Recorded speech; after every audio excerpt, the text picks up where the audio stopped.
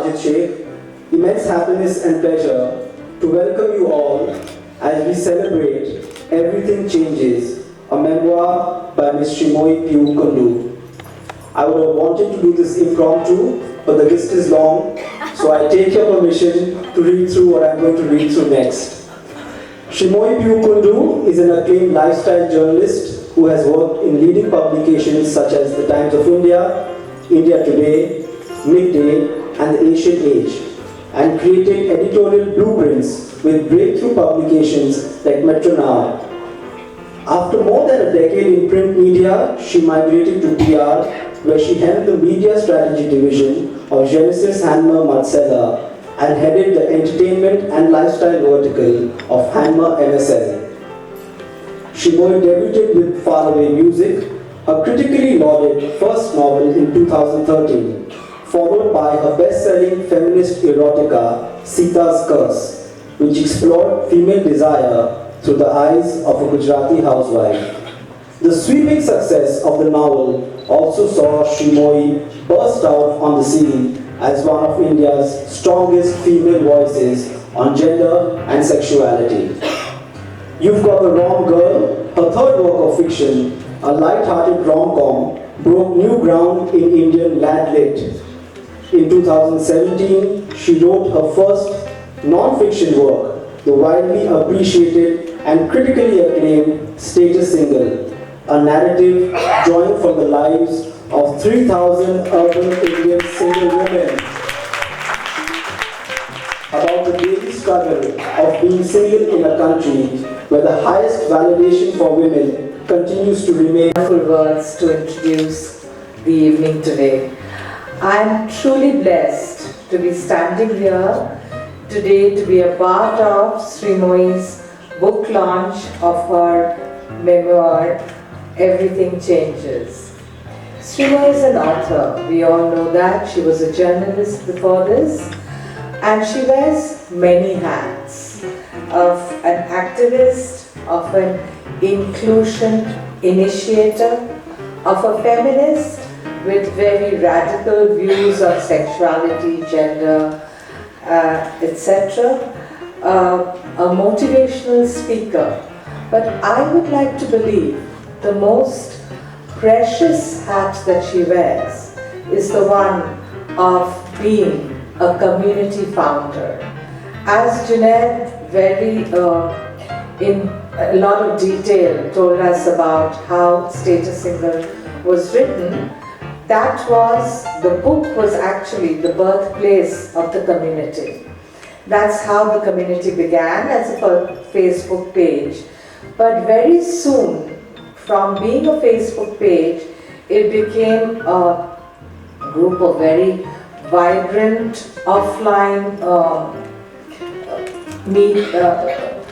collection of women who bonded and supported each other.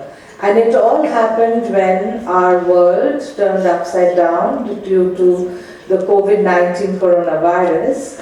And Sreemoyee, in her inimitable style, realized the need of single women at that time when not only the world was feeling lonely and completely lost as to how to deal with their lives. I think single women were having a really tough time, more so than in so-called normal times. So that's when our community became a WhatsApp group. It started off with Sundays virtual meets, and slowly, once when we came out of the pandemic, the group became an offline group where we meet regularly every 2 months. This aspect of Sreemoyee, of doing community service selflessly, passionately, and with such a lot of dedication, thinking of no return in exchange, comes maybe from her grandmother. Her grandmother was a social worker with whom actually my mother worked a lot. and both of them were two very formidable ladies, together with a band of very dedicated, sincere women, built up an NGO for urban destitute women. We don't think of the urban destitute, we usually think of the rural destitute. And this NGO, Narisheva Shangho, is still doing a lot of very good work. So I think this entire aspect of community work and service is there in Sreemoyee's blood. I would like to think it's there within me as well. And it comes from our mother and grandmother. And I hope they are right now blessing you, Sreemoyee, from wherever they are. So that's all I would like to say. I wish the best of luck. And is somebody who is, I think everyone who grew up in Calcutta, even if you didn't live here, and we grew up, watching the news. I mean, who doesn't know Monidika Banerjee? So, a big round of applause. I have my friends who are professors heading media institutes. I think more power to women journalists, covering war, covering floods, covering political unrest, covering Mother Teresa's canonization, Shimur, everything. Monidika Banerjee was synonymous with television in Kolkata. Thank you. Both these, and let me put this on the table, giant single mothers. So I think a big round of applause for single mothers, grandmothers, women power. I think over to you, Madam Moderator, and thank you, Monidika, for this. Thank you everybody for and patient listening to all these wonderful words that Sreemoyee and Junaid and Smita had to say about all of us, but time to get down to business. And I'd like to call upon you to read what you feel is the most moving part of the book. The book, of course, as you all know, and are we going to first inaugurate it though? Yes, and I think what about that lovely introduction you wrote about Swastika? It was so good. You have to introduce her with that whole. Do I need to introduce her? Yeah, but what you wrote is brilliant. She really wrote. No, it was a little short thing that I wrote about how I have seen her movies. I remember her so well as. I just love that. And she was outstanding. I mean, there are roles and roles, but Like Shakshuni is never leaving me. She has stayed with me forever. She was wonderful. And then, of course, I know that currently the rage on one of these channels is Nikhoj, right? Where you are this dashing police woman. And she's a single mom, and she's the daughter of kidnapped. Terrific, honestly. And I've also been hearing about Tashil Deshwari talking about mental health. So amazing work by this woman who is not just an actor, an artist, but also a fascinating person. Yes. Who has come as an inspiration to many, many people. I mean, it starts with her love of dogs. Indies, I believe, are your big thing. Right? So if you please don't buy a dog, adopt one, that's her life. She is proudly Hindu and secular, which I think makes her an exception today, and a very welcome one. And then she is a daughter, a mother, a parent, and somebody who has never been afraid to be herself. Her spine on display every time she opens her mouth, honestly. Whether it's to defend the fact that she has 2 nose rings, or to defend the fact that she's doing the kind of role that she is in a particular film. Wonderful to have you here, and to be an admirer always. Never thought I'd be on the same dais as you, and really, really happy to have you here. Perfect for the book. Should we be Thank you. I think we should inaugurate the book, followed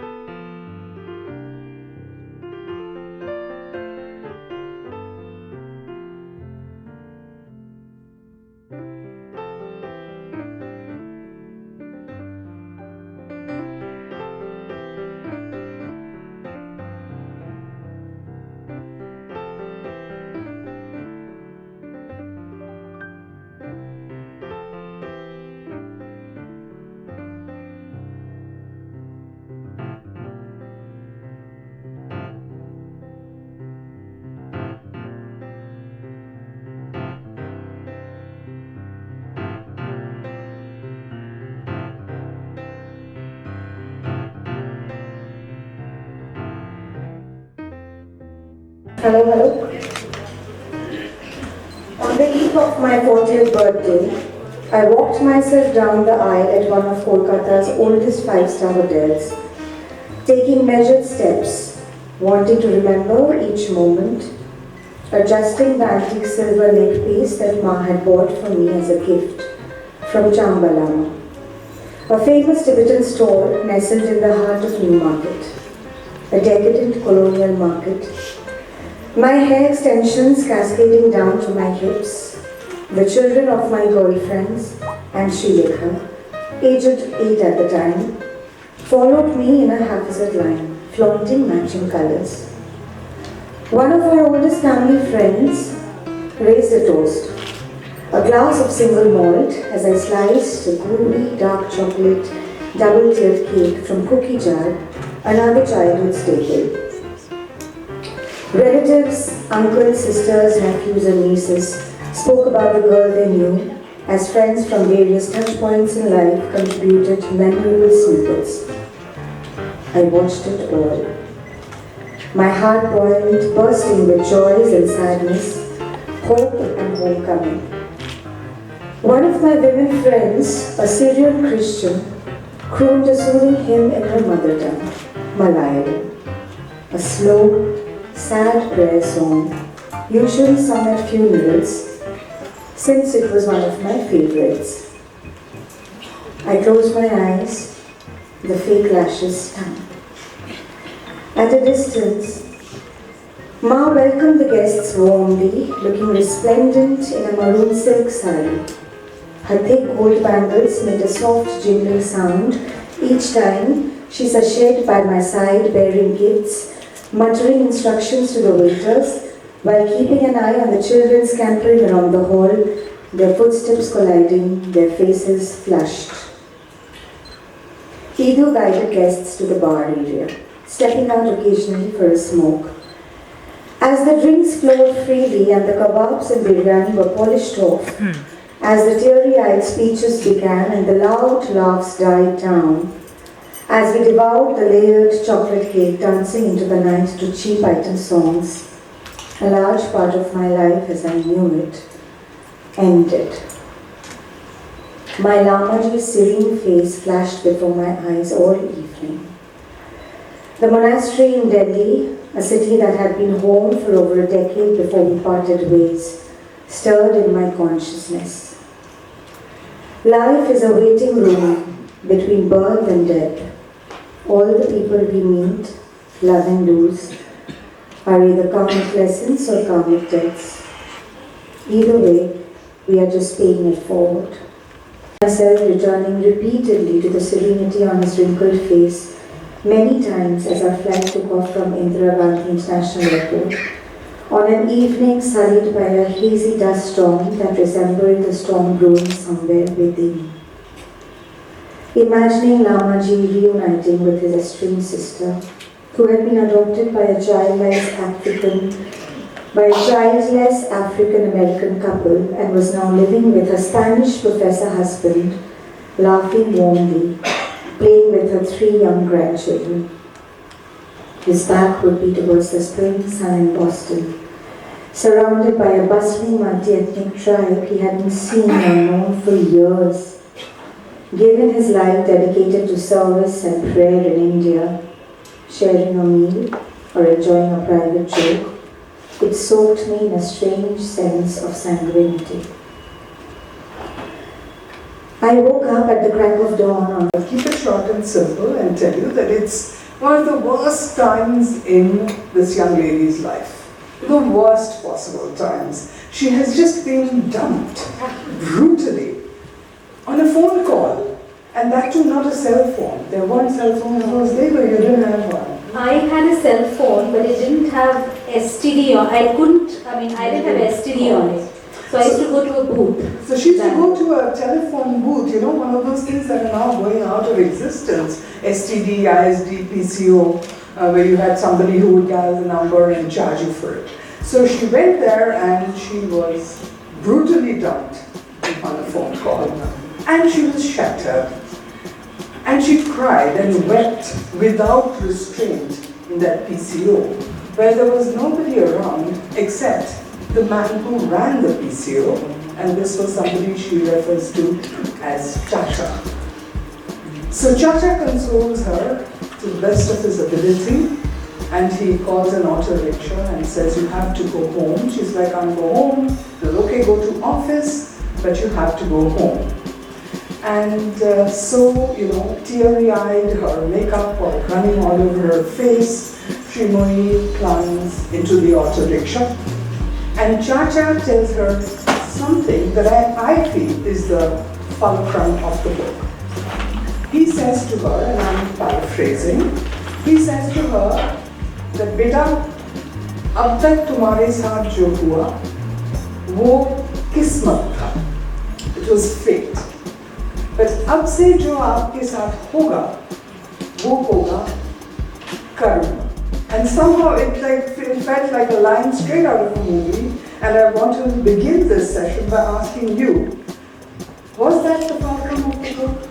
Was that the point at which you decided, okay, enough of being kicked around by Kismet, and I'm going to take life into my own hands and, make karma work for me? Tell us. Thank you, firstly, Swastika, for reading one of the most emotional parts of my journey in writing this book, performing Baba's funeral on the morning of my 40th. The Telegraph today has been very generous, the leading dailies of the city, and carried a beautiful story. And I must say this, so much of respect for the reporter who wrote that story so sensitively, running each page by me. You bring Kismet and karma into the mix. When that happened, Onideepa, I was only 23 years old. And it was not the first time I was being dumped. Neither was it the last. But at 24, I was in a relationship for almost 4 years. And it was a relationship where I dreamt of marriage. All around me, my cousins, my friends from college, everybody was, either seeing someone seriously, they were happy. And it's that heteronormative settling down age, right? Like 30 की हो गई है, उससे पहले, बच्चे कर लो, शादी कर लो. It's also the 90s. And actually the dumping happened over an SMS. And I ran from Lavelle Road, if some of you are familiar with Bangalore, which is where the Asian Age, of course now Asian Age is a very tainted media organization, rightfully so. But I used to work in Asian Age in Bangalore, and I ran the length from Asian Age to MG Road, where my booth was, which is quite a distance. I ran, I remember, like a film. I can see it. When I wrote it, it almost was a film in my head.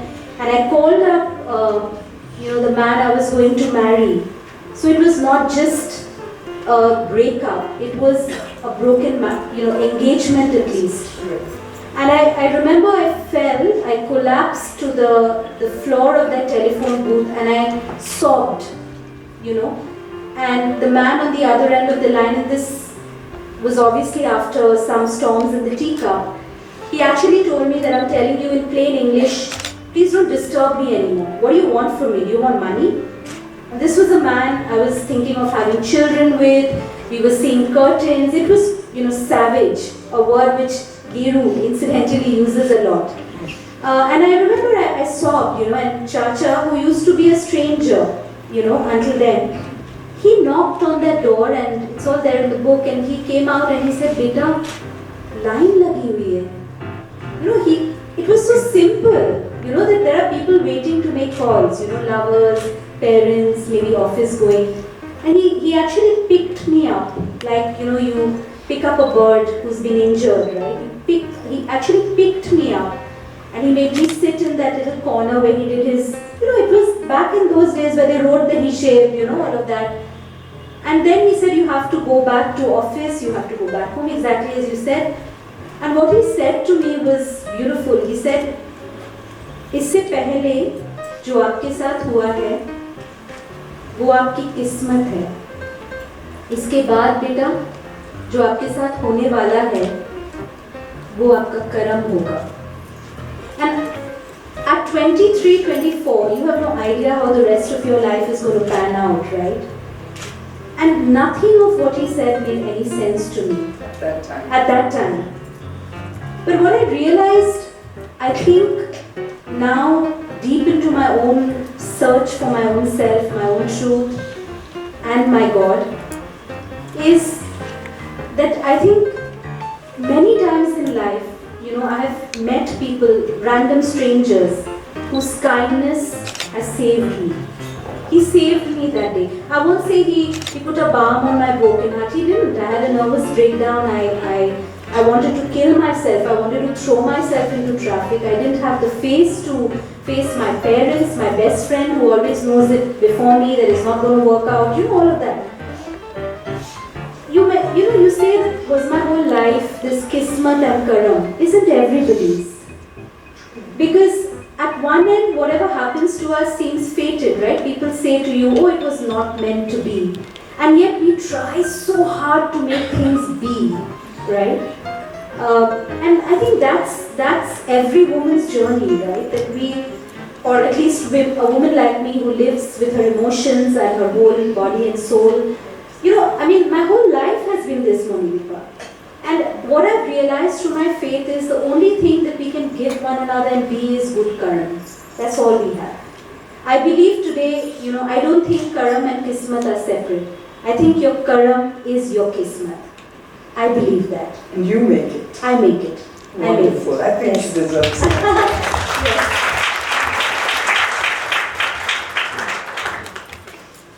You have also been living a life so much on your terms. I was just thinking what were the peculiar ways I've been dumped.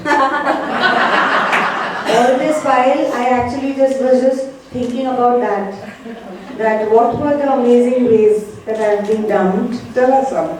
On an email. That is, I think, worse than SMS. I have more points than Sreemoyee. I will either way win this battle if women are fighting in ways of dumping and getting dumped.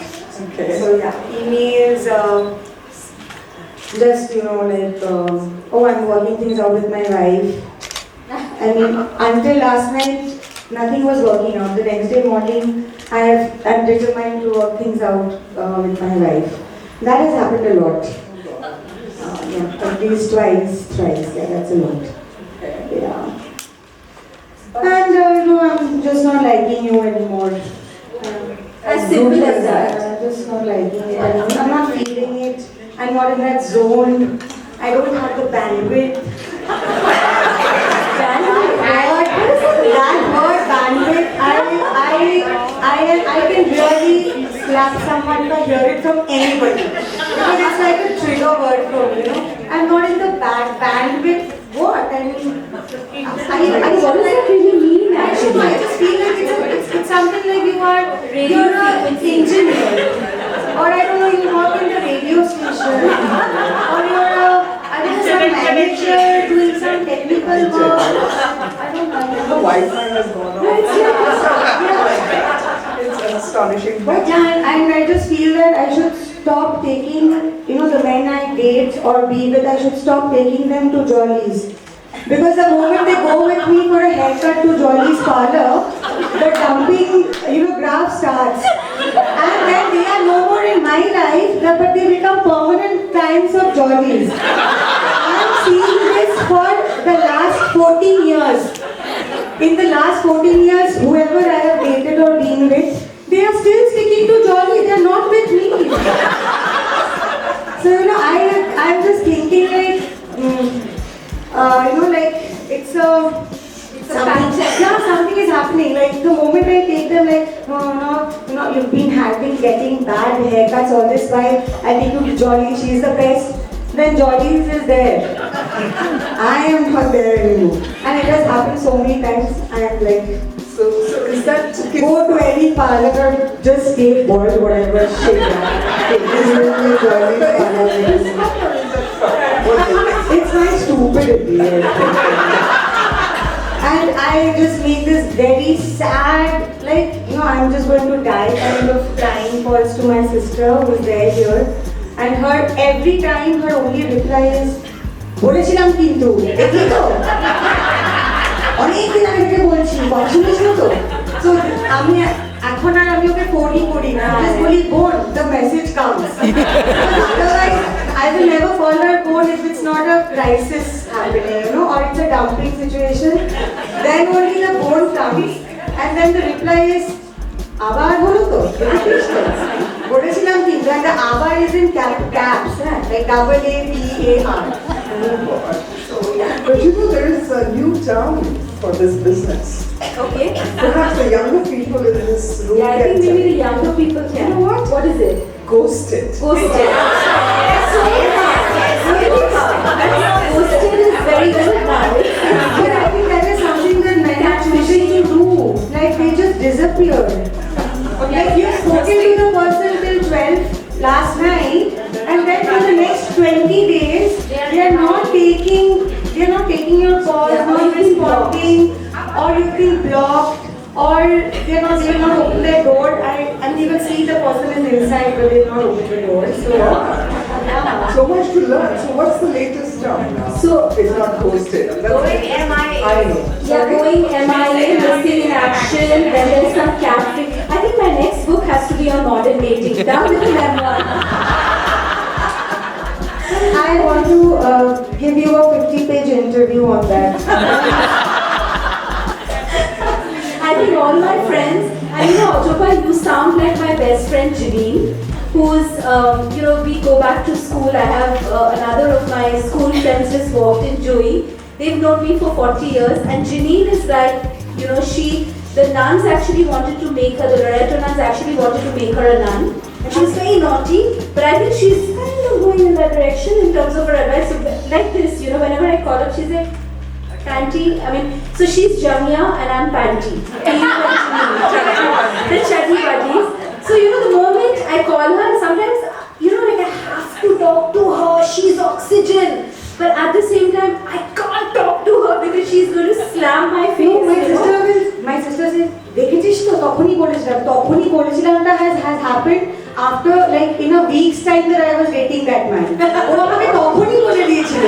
তারপরে 2 বছর কেটে গেছে। So she telling me তখনই বলেছিলাম as in 10 days into the system I had told you. Now after 2 years you are telling me the same thing. I want her. And I have a sister who's 14. So she's non-verbal communication a lot. She's, a raging teenager. So, I'm crying and I'm going to, and she knows everything about my life. And she's like, the look, Geru's look, like, there's no communication. It is that generation, like, savage, like I told you, I tell you. But there is something I have to ask you on a slightly more serious note actually. And that is when you first sort of shared this book with me and told me what it was all about. I thought it was going to be about your father, your late father. And yet when I started reading the book, it was a completely different book. Your father was a presence in the entire book, but there was so much more. It is about your life, you, and she's in your 40s, and you have written a memoir, and that really defeats me. A memoir at 40, which I thought was going to be about your father and the impact he had had on your life. But there's so much more. Well, I'm glad you feel this way, Monideepa, because, I've been asked this question. I was just interviewed by the Hindu Literary Review, which is a very prestigious, publication for books, and, the numbers of publications which cover books is now so much dwindling. So they asked me the same question, too young for a memoir. I don't really think so, because I think memoirs are a publishing craze. It's just that I'm not an actress or a sportswoman, or I'm an ordinary person with what I feel has been a difficult, sometimes complex, but at the same time a very vast life, already. Also, you asked me this question that when you went into the book, you thought maybe it's just about my late father and my reconnaissance with, the whole thing. So, just to sort of put it on the table for those who may not be familiar with my personal history, and obviously I'm hoping all of you will pick up a copy of the book, is that, I never saw my father, Mandeepa. I have no physical memory of Baba. So, he passed away when I was a little girl. And at the end of the day, if you know that the first things that I ever did was write imaginary letters to my father. So I built up this kind of superhero in my head, and this was before my mother married the most wonderful man, Idu, as you referred to him. So I didn't have a reference point for father, and I was so desperate for a father. Because in Loreto House, which was this posh convent school that we went to, we hardly had any single moms. Right now I have community members, 90% of them are single mothers. But back in the day, divorced, single mother or unmarried, mother who's had a child through IVF or adoption, it doesn't happen, right? So all the time I was being, questioned. Firstly, that question, have you realized we still ask that to children? Who do you look like? তোমাকে কার মতন দেখতে? তোমার মার মতন না বাবার মতন? Now for someone like me, whose only cross-reference to Baba was a black and white photograph in our Thakur Ghar, which I didn't even know was my dad's. So I would always look at that photograph, and as I was growing up, I would think, hey, this guy looks like me. We have the same pouty mouth, we have the same, eyelashes, and there was no direct conversation, right? Which we will talk about when we talk about the crying need for survivors to find help and trauma counseling. So, the whole book, I hope readers see it that way, is my search for my own truth. And I think a lot of that is enmeshed in my search for my father. I know because I now run a community of single women, and one of Smita in fact told me this, that my daughter, she's been searching for a father figure most of her life. Though she's had a wonderful maternal grandfather like I had, Babi and Mama, who were anchors of my childhood, and such lovely supportive parents to my young widowed daughter at that time. But I think I've searched for my father through my relationships. I've searched for my father through my friendships. And basically, what do I mean by that? Just somebody who never leaves.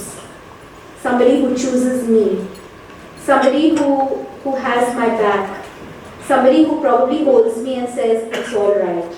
And also a lot of, I think, the persecution that I've faced, be it in school, the bullying, be it later on, let me tell you, even workplaces, it's always about tomar baba ki kore.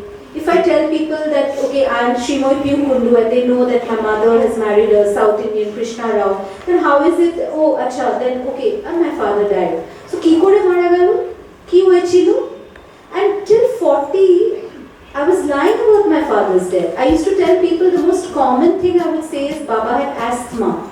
And I can't tell you the number of people who've turned around or told others, how can she say her father died from asthma? Like, nobody ever dies of asthma. And then I think to some people, forgive me if they're listening to this or they will at some point, I said, he had an accident, Chotobala I will say that, or he had cancer. You're always searching for a vocabulary. I think I was just a little girl looking for love, And I think I'm so glad that, the book, this is what I was afraid of. That reviewers or, book bloggers who are now, the gods of reviews, will just look at this book as, this tale of suicide. Which is important, which is also compelling. Kolkata কেন্দ্রিক যারা financially বা socially একটা কোনো রকম stable জায়গায় আছে, আমরা তাদের নিয়েই কথা বলি। তার নিচু স্তরে যে মানুষরা আছে, আমরা যখন উইমেন এম্পাওয়ারমেন্ট নিয়ে কথা বলছি, বর্ধমান বা চুঁচুড়া বা হাবড়ায় যে মহিলারা আছে তাদের এম্পাওয়ারমেন্টটা নিয়ে কিন্তু আমরা ভাবি না কখনো। আর women empowerment is always about people who belong to a certain strata of the society. We are not including our house helps or our servants into the women empowerment tribe, or even the housewives, which I have always focused on, that we never call housewives to a women empowerment seminar. We are only focusing on working mothers or working parents, or women who are financially trying to find their footsteps. So our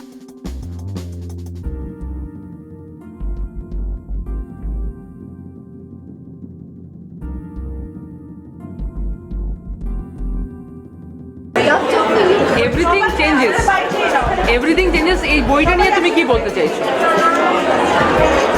আমি ভেবেছিলাম বইটা খুব একটা সাংঘাতিক একটা দুঃখ ট্রমার কাহিনী হবে, যেটা শ্রীময়ী তার বাবার সম্বন্ধে বলবে। তার বাবা, as we all know, he died by suicide. কিন্তু বইটা পড়তে পড়তে দেখলাম শুধু ওর বাবা না, all respects to him, Srimoyee তার নিজের জীবনে, এবং ওই কাহিনীটি somehow it's the story of many young women today, আমাদের সোসাইটিতে, certainly urban Indian society। কিন্তু শ্রীময়ীর গল্পটা পড়লে আই থিঙ্ক অনেকের ভাববে এটা আমারও গল্প, আমার গল্প হতে পারে। So I thought that was the beauty of it.